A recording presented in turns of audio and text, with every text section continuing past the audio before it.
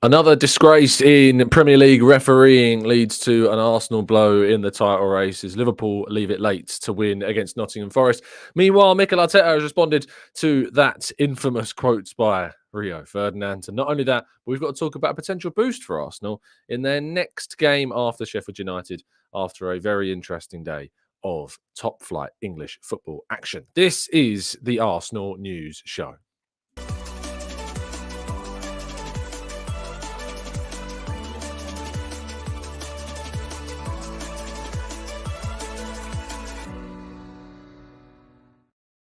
Hello and welcome to the Gooner Talk, back again with you guys for another episode of what is the Arsenal News Show, joining you every single morning at 8 a.m. UK time. Thank you as always for joining me and making this a part of your morning routines. It is very much appreciated. I hope you had a fantastic weekend so far. You enjoyed your Saturday, ignored the football, because I think you probably would have needed to enjoy it, because it certainly was not an enjoyable day. It really started out like it could have been, but things changed very swiftly in all the games, really, that Arsenal really did somewhat care about. So, yes, I hope you've had a fantastic Saturday despite the football and that we're ready maybe for some reprieve. Can we rely on Manchester United? I don't think we can. I don't think there's any hope in hell today, to be honest. I'm not going to build you up with any optimism in that game because I feel like it would just bring you down in the end. So yes, don't expect anything from them. They're not.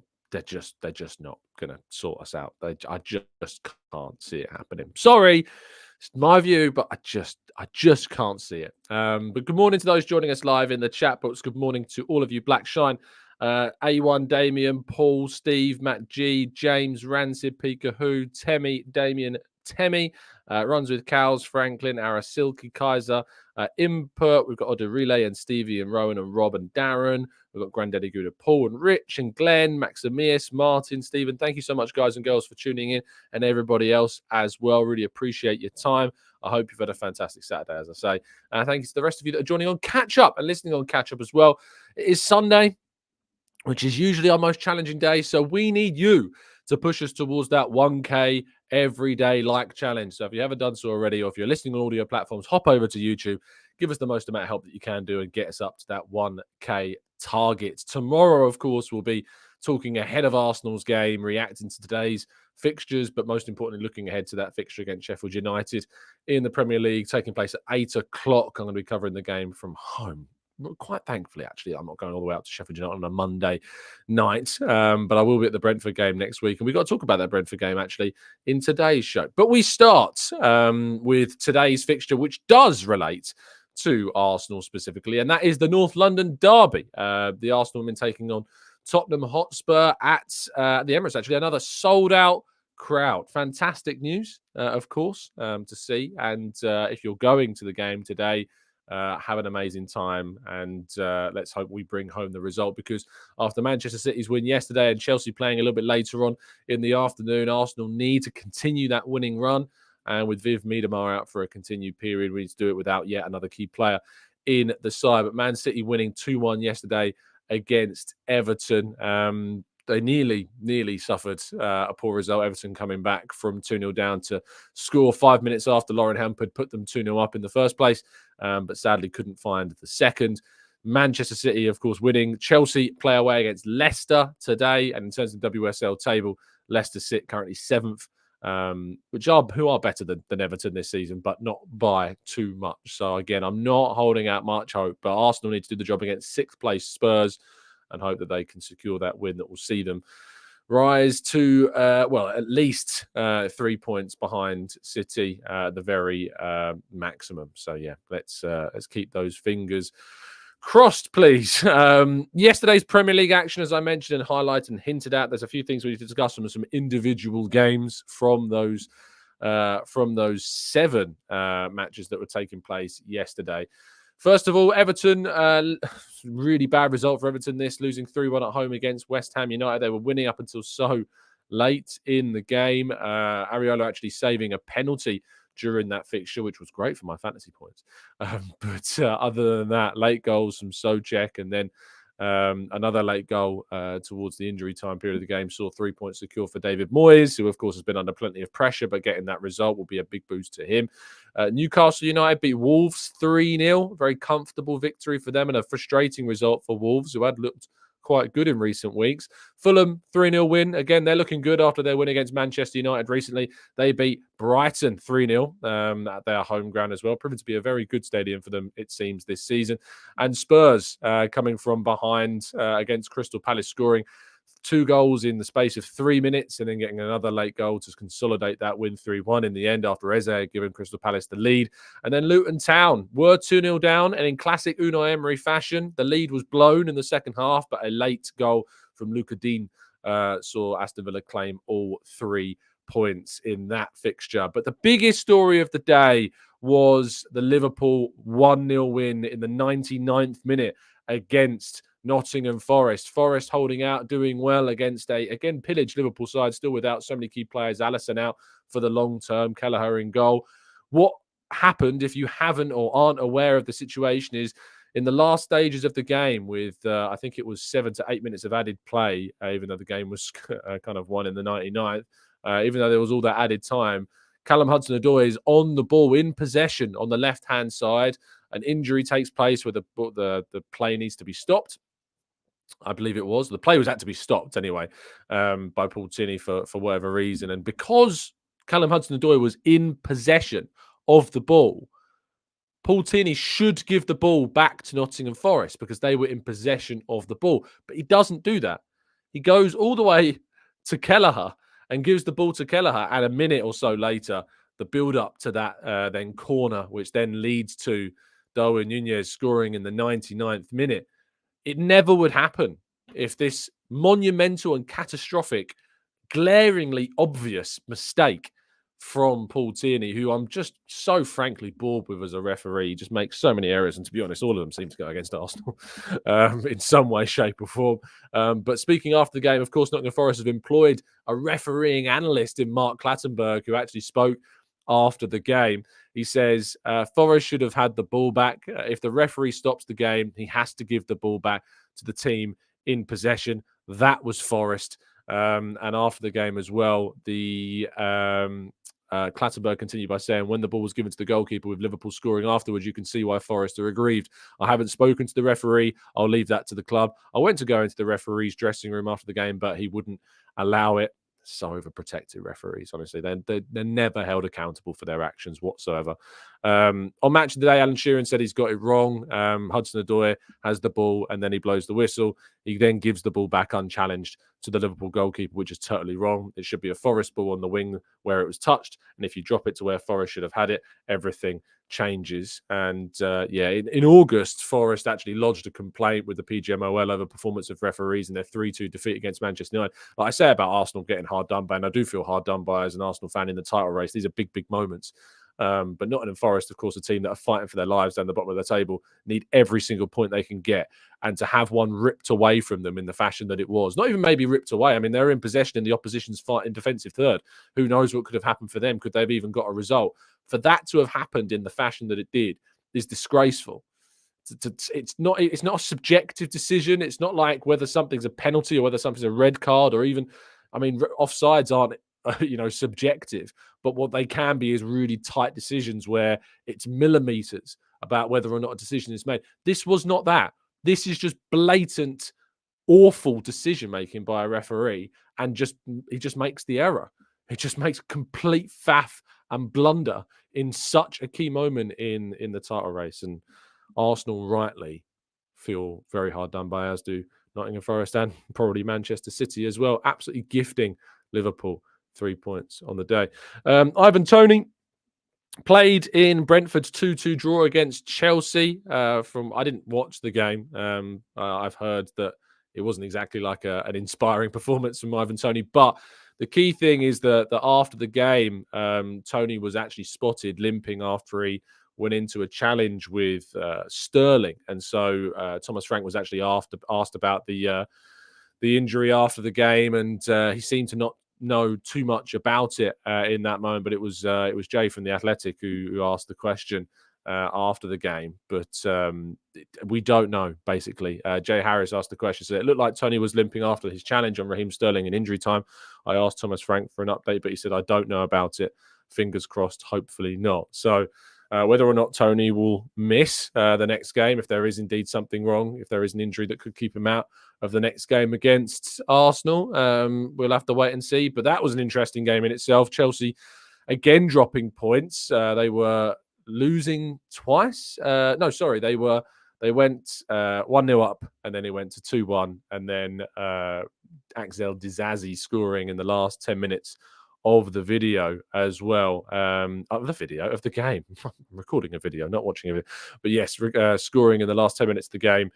But more points dropped. Chelsea fans saying F off Pochettino, and then chanting Mourinho, and saying Todd Bowley is I'll leave that word to your imagination. But yeah, not good. Not happy scenes at Chelsea, which is a reason to smile always. Absolutely brilliant.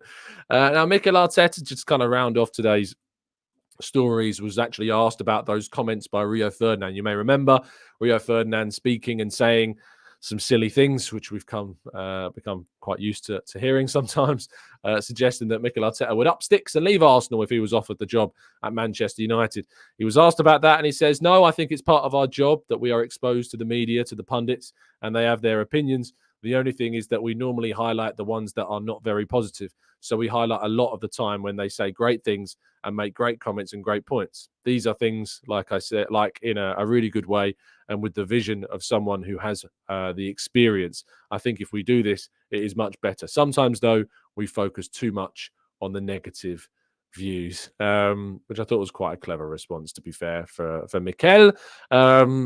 In the embargoed section, there's another section of that press conference that will be dropping later tonight as well. So we'll hear even more from Arteta in tomorrow morning show from that staggered, separated press conference from Thursday. But yeah, I wasn't expecting him ever to respond directly to that.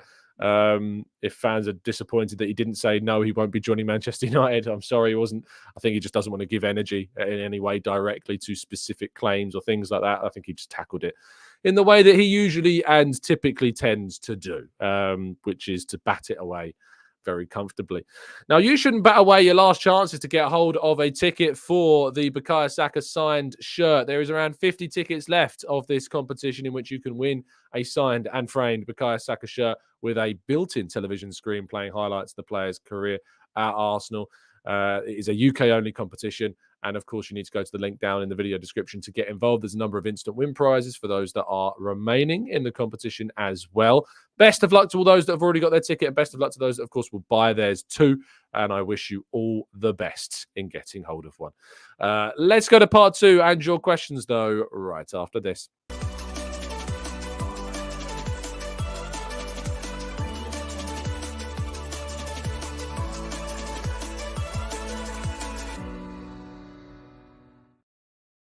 Now, just before I go to your comments in the chat box and some of your questions, I just want to highlight a selfish/unselfish thing here. My other half, Mrs. TGT, who many of you met, of course, at the live event, is running the London Marathon in 7 weeks today. 7 weeks today is when she'll be running it. And she's raising money for the Wisdom Hospice, which is a fantastic organisation which looked after both of our grandparents in the final stages of their lives. And so she's running the London Marathon. She's doing a half marathon today, which she's not looking forward to. And she was chatting to James Green at Sky loads at the event about his marathon exploits. And yeah, she's going to be running this to raise some money. If you'd like to support her, there is a link in the description. If you're listening audio platforms, head over to my Twitter page at the Gooner Talk TV. It is the pinned tweet where you need to go to raise some money. So if you want to support her, if you've already donated, I don't expect you to do it again. Thank you so much to those that already have sent in some money. I really appreciate the kind of support. But we're getting close to the big day, the big run, 7 weeks today. And if you'd like to support her and send in some money, I would, and she would, very much appreciate it. So thank you. Right, let's go to your questions then. And let's tackle some of your thoughts. Barry says Paul Tierney is a disgrace. He robbed Forest of a point. Rancy says Forest will get an apology and everything will be all right again. I'll be interested to see if they do apologise. Because Forest seemingly have got loads of apologies. What can you do? Like, you can't sue them. You can't take them to court over these types of things. You can't, like, I don't know what else. I don't know what you can do. They're so protected. They're so, the likelihood of them actually getting anything from it is so slim. So it's really, really difficult. Paul says PGML providing another of their leaving gifts for Klopp. They're all effing useless. Sadiq says Liverpool are getting lucky even with opponents missing clear chances. Elanga should have scored. Absolutely. Liverpool are just so fortunate. So incredibly fortunate this season. And it's difficult, isn't it? With the Klopp story, not to start, getting these crazy thoughts whipping around inside your minds. Arasilka says there's 570 of you watching, but only 125 likes. You know what to do. Thank you, Arasilka. Make sure if you haven't dropped a like on the video, please do help us to 1K every single day. Nanjay says, amongst all the potential strikers available, Osimhen will best suit Arsenal's style of play, but I'm afraid that we aren't going to entertain the usual stories of FFP, even in the long-awaited summer. I don't think Osimhen is worth 130 million. It's just not for me. And I don't actually think he's best suited either to Arsenal's style at all. I think he's more of a traditional number 9. I think he's very good at holding up the ball. He's good at running in behind, yes. But collaboratively, there are other strikers that actually suit Arsenal far better. Sasha, good to see you in the chat box, my friend. Welcome back. What's up? Philip says, can we talk about Arsenal fan Ollie Watkins? I think he would be expensive, but perfect. Look, if you said Ollie Watkins was joining Arsenal next season, I'd be pretty delighted with that. I just think he's a level above Ivan Toney. I know he's in the same age bracket as Toney, and I've had my concerns about that, but I don't have the concerns with Watkins as I do with Toney, both on and off the field. So I'd welcome Ollie Watkins very comfortably at Arsenal. Dickens says, hey, Tom, from the remaining fixtures, is there a likelihood of both City and Liverpool losing games apart from their next meeting when they play each other? Of course, there's always a chance they could lose points, but this is the reality. For me, Arsenal may have to win their remaining games bar 1 or 2 if they want to win the league. That's the reality. That's what you have to do if you want to win a Premier League title, is you have to win nearly all of your games. That's the state of play of the Premier League. And that is what, and to be honest, I go into every game going, we can win this. And so you have to say, why not? But yes, pretty much we're going to have to win all of our games, I think, to win the league. Paul says Gyökeres is a better fit for Arsenal's playing style than Osimhen. I agree. Osimhen is also often offside whilst Gyökeres is not. Mark says Liverpool, regardless of the referee's mistake, are doing what they need to be doing to eventually be best paced to win the league, which is somehow finding a way. All the teams in history have done that, of course, but I can still moan about the issues that we've seen, Mark.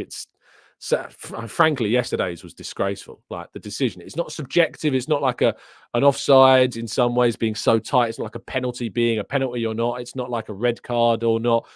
Some subjective decisions. It's just black and white. It's not even about either. It just is a mistake. And that's just not acceptable. The North Bank donated a membership. Thank you so much, North Bank, and whoever was the lucky person that got that membership. Welcome to the TGT family.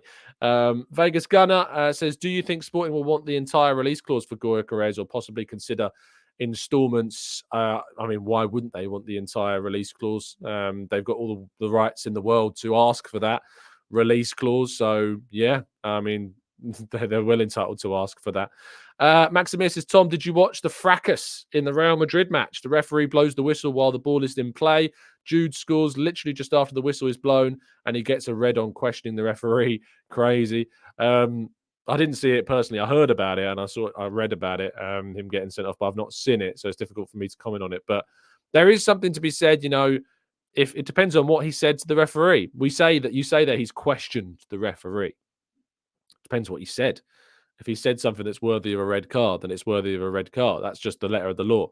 I understand why he'll be frustrated, but you have to question the referee in certain ways. But I don't know what and what wasn't said. So, but it's difficult to know without knowing what was said, whether or not he was rightfully sent off. Lucas says, any from the Premier League, what do you think about the Real Madrid situation? We kind of talked about that. Damien says, do you think Howard Webb has been a success in his role? Personally, I think he has been a complete failure, and the decisions like yesterday are pure incompetence. it's not improved, has it? Like refereeing it's not improved at all. Jackie says, Tom, if the result gets Forest relegated, is there any options available to Forest given the amount of money involved? I don't think so. Still, Jackie. To be honest, I just can't. And I honestly, I don't know. I don't know if legally, if there's any options. I'm not a legal or a law expert in that way. I've got some law qualifications, but not in that way. I don't. So I wouldn't know, Jackie. I'm afraid whether they would have a right to to kind of put up a case. Zordon says, what do you think of Ferguson? He's not doing too well, so maybe we can get him on the cheap. Yeah, I mean, secondly, you're not going to get him on the cheap. Brighton have just signed him up to a new deal to 2028, so he's not leaving for the cheap. And he's not my top pick. You know, as I point out, he's got less goal contributions in more minutes than Eddie Nketiah this season. I'm not necessarily sure that he is the right guy for Arsenal. Ronald says, what about Donyell Marlin? He wants Arsenal if he returns to the Premier League. I don't think he's of the level, Ronald. I like the story of him coming back to Arsenal, but I don't think he's of the level necessarily to take Arsenal forward in either a centre forward or a wide position where he can also play. Zordon says, what are the chances of Arsenal beating City? I think the best that they've ever been. We've already proven we can beat City this season, and I think we've got a chance of doing it when we go to the Etihad in a few weeks' time. Leslie says, I agree about the mistake, but all Forest had to do was hoof the ball clear and it's over. You're right. You're absolutely right. It is still within their hands in some ways. They can just clear the ball and it's all changed. Same with Crystal Palace as well. They also should have cleared the ball in their moment, which led to Spurs scoring also. Rick says, how many are we going to put past Sheffield United? Everyone's a bit confident we're going to put another 5 or 6 past Sheffield United. I hope we do. It'd be great to see us secure another massive victory, of course, and secure that ability to get another really, really big result. But you got to stay grounded. You got to stay objective. You got to stay somewhat tempered in your estimations. But yeah, hopefully we can score plenty. Kirsch says, I don't feel so confident going into tomorrow's game against Sheffield United. Please, Arsenal, don't down tools. I certainly don't think that they will, mate. Ronald says, if Diaz becomes available from Liverpool, would you go for him? I don't know why it would become available. I guess maybe Klopp leaving is going to shake things up at Liverpool a bit. I don't know. I don't know, though, if I would go for Diaz. I don't know if he's necessarily an upgrade on Martinelli, and I think he would cost a huge sum of money. So difficult to justify that deal. Paul says, ref was correct in sending off Belling and the whistle was blown and he scored after it was blown. The ref can't give the goal knowing he'd blown the whistle and shouldn't have to accept abuse for ruling out a goal. It depends on what was said, of course, Paul, but if he was abused, then rightfully he sends the player off. Daniel says, bloody kids, was all set to watch it live and then the kids sidetracked me. Now going to rewind, hit the like button, people. 616 watching. We've only got 200 likes so far. Make sure you drop a like on the video. I always wonder and think it takes a second. Like literally just one press. I could see how many of you there are as well. It's nearly 700. I mean, there's 200. What? Come on, it takes you like just 1 second. I understand that some people use like the like feature for like a playlist sometimes, but you can create additional playlists on YouTube to transfer them across. And likes really do help us out. I don't know how. I'm not that technically inclined, but I do know that they do help us.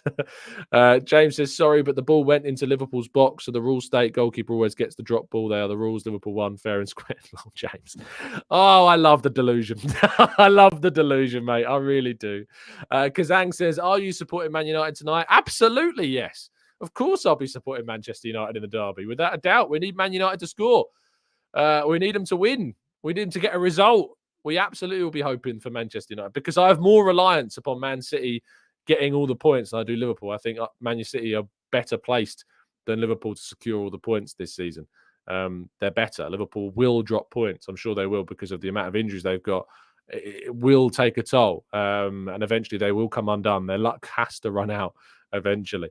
Input says Saliba will be fasting during games for Ramadan soon. All athletes always turn up in Ramadan. Benzema, Kyrie Irving, etc. Prime Saliba incoming. It's an interesting point, yeah. Is Saliba can't be the only player that will be doing that, will he? In the team, is he the only one that will be doing it during that period? But he was very good last time. I don't know if it's coincidence. I don't know how it works, but for those that, of course, do observe Ramadan, maybe you can let us know. Is there any kind of benefits to that or not? Partey, yes, you're right, Partey as well. So yeah, it'd be interesting to see. El Neni says Fuad as well. Yes, good point.